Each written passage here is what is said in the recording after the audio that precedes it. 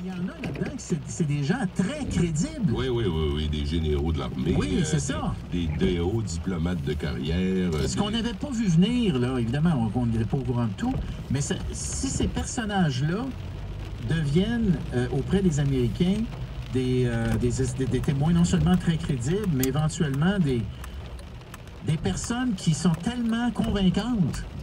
Mais il faut comprendre qu'aux États-Unis, à l'heure actuelle, et Trump joue ça à fond de train, il y a une perception que c'est quasiment comme un coup d'État. Tu sais, je viens de donner deux exemples. Un général fait témoigner, il y a un haut diplomate de carrière et de longue carrière. Oui. Ça correspond exactement à la définition de ce qu'une certaine droite américaine appelle le Deep State, l'État souterrain qui opère un peu partout.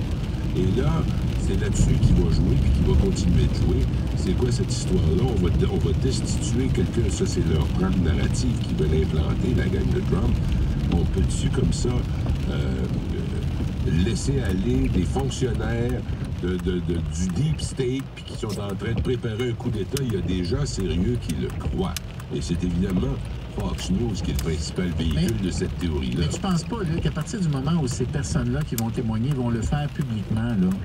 Je veux dire, le Deep State, ça marche tant et aussi longtemps que tu vois pas le visage des acteurs, là, des manipulateurs de cet État profond. Là. Ouais. Mais là, à partir du moment où ils sont à la caméra, les Américains vont être capables de les écouter et de juger de leur crédibilité. On n'est plus dans le Deep State, là, on va être dans... Donc, ce gars-là a-t-il commis des gestes à ce point répréhensibles qu'on devrait le faire sauter comme président? Mais, par ailleurs, il y a des représentants républicains qui ont voté contre aujourd'hui cette procédure de destitution ou cette nouvelle étape dans la procédure de destitution. Je veux dire des représentants démocrates. Non, je veux parler des républicains Mais ici. tout à l'heure, il y a une journaliste qui m'a dit qu'il y avait des démocrates qui avaient voté avec les républicains aujourd'hui. Ah oui, ça je sais Parce pas. qu'ils sont vulnérables dans leur district, si je comprends bien. Ah, ça, je sais Quelques-uns, pas nombreux, mais tous les républicains apparemment ont voté contre. Il n'y en a Oui. aucun qui a fait faux bon. Là. Et c'est pour ça qu'il faut se préparer à des audiences où ça ne sera pas nécessairement bien facile. Là. Les républicains vont arriver avec des questions qui vont être bien écrites et bien alignées pour déstabiliser les témoins. Pour les faire mal paraître. Pour les faire mal paraître, puis pour tenir en vie cette idée du Deep State qui n'aime pas Trump et qui veut sa peau, et que c'est donc comme un coup d'État qui est en train de s'organiser. Mais les républicains qui vont poser des questions, qui vont participer au débat, aux interrogatoires, tu peux être sûr qu'ils vont aller à fond de train, à fond la caisse. Et les sondages sortis aujourd'hui montrent que les gens, là, ils trouvent qu'il a fait une super bonne job en se débarrassant du chef de l'État islamique. Oui. Et ils attribuent et lui donnent énormément de crédit pour ça.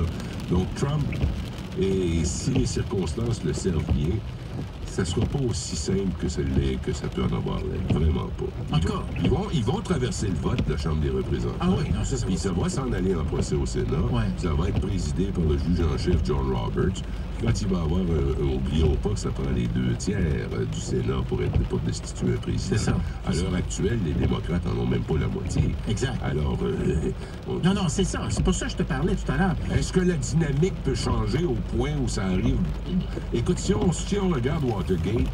Ça a changé la dynamique. Oui, Voilà. exactement. Pendant 1 an et demi de temps, ça c'était des gauchisants du Washington Post, les deux jeunes freluquets là, qui étaient Woodward et Bernstein, il n'y a rien là, puis l'opinion publique suivait. Puis les journalistes, les autres journaux ne suivaient pas le Washington Post. Faut pas l'oublier, ça. Le New York Times a fini par se brancher à la longue, mais pas. C'est ça. Mais essentiellement, on pensait pas que c'était faisable de dégommer Nixon. Mais d'ailleurs, il n'y a pas eu de destitution. Il a démissionné avant. Mais il allait être destitué parce qu'effectivement, les républicains, à un moment donné, se sont rangés dans le camp de ceux qui souhaitaient sa destitution. Oui, mais là, c'est l'opinion publique. Il faudrait que l'opinion publique se retourne massivement contre Trump et que ces sénateurs-là qui sont encore avec lui présentement jugent que leur réélection dépend de leur opposition à Trump plutôt que de leur appui à Trump. Parce qu'actuellement, ils restent collés sur Trump parce que Trump peut leur faire mal dans leur élection à venir. Ben oui, il peut le faire battre même en investiture. Il peut le faire débarquer comme candidat républicain. Absolument. Puis quand tu vas plus loin, ceux qui sont des leaders chez les républicains, Et on aura de la difficulté à aller chercher du financement parce que M. Trump et sa gang vont dire aux hommes d'affaires, lâchez-les. Donnez pas à ceux-là, donnez à celui-là, puis faites-les battre à l'investiture, puis l'autre se retrouve gros gens comme ça. Exactement. Mais pour le moment, ça tient. Sa coalition, la coalition de Trump, elle tient. Elle tient. OK. Et cette opération de commando le sert drôlement bien. Oui. Al-Baghdadi, donc, on a vu des images vidéo d'ailleurs. Et le chien qui est un héros maintenant. Oui, qui va être reçu à la Maison-Blanche, c'est vrai. Oui. Formellement, le chien dont on connaît le nom, parce qu'il a été déclassifié par le président, s'appelle Conan. Et Conan va se présenter à la Maison-Blanche comme un visiteur de marque bientôt. Conan va être accueilli et par Trump et par Melania. Et monsieur. Hein? Melania et Conan, qu'est-ce que tu veux? Je suis plutôt d'avis pour revenir à notre sujet de début de l'émission. Je pense qu'il n'y a pas bébé plus épeurant que Trump à ce moment-là. Franchement, il est épeurant, ce gars-là. Tu trouves pas? Ben oui, qu'est-ce que tu veux qu'on fasse? C'est pas nous autres qui l'avons mis là. Deuxièmement, ça ne dépend pas de nous autres pour le faire sauter. Enfin, on verra bien. Bon, plus joyeux. Belle victoire du Canadien hier soir. Oui, André. L'as-tu écouté? Moi, je le fais. Le serment d'Hippocrate des médecins, c'est de ne pas nuire. I had to, like, make a move now, and I yelled, hey. He turned around.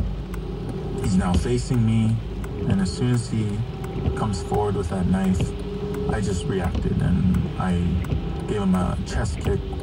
He fell back, and I lunged in with a right cross, and me and Matthew managed to wrestle him off the bus, and I ended up getting stabbed, but I was ultimately able to disarm and detain him, and later police arrived. It was definitely a lot of fear, but I felt I had to push past that fear and do something. I'd never be able to live that down if somebody got hurt. And I'm not just talking about the person that he was going after, but this individual as well. You know, I don't know what brought him to where he's at, where he feels the need to have a knife on a bus, you know.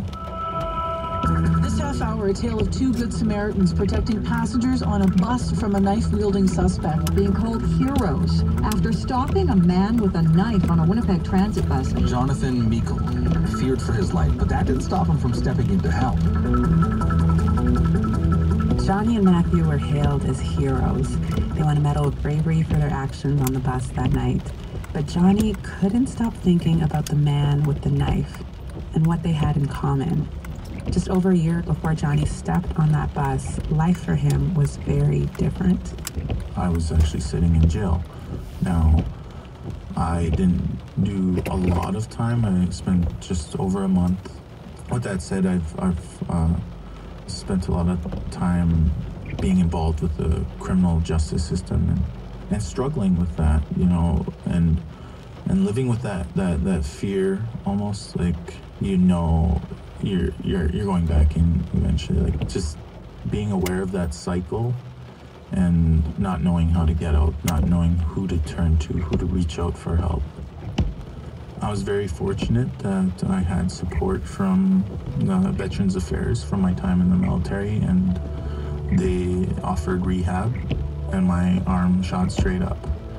And I was like, yeah, sign me up. I'll do whatever it takes because I want change. And that's where I started to pick up the tools and look at life differently and turn my life around. When, you know, I think about this person with a knife, when was he offered that helping hand? You know, when did he reach out for help and it wasn't there? And we have to think about these things because that's the only way we're going to see real change. Johnny is doing so much more than just thinking about it. He went to court to hear about his attacker's past and request a sentencing circle. It's a form of restorative justice where community members, including the people affected by the crime, look at the perpetrator's past and what it would take to help them change. But in the meantime...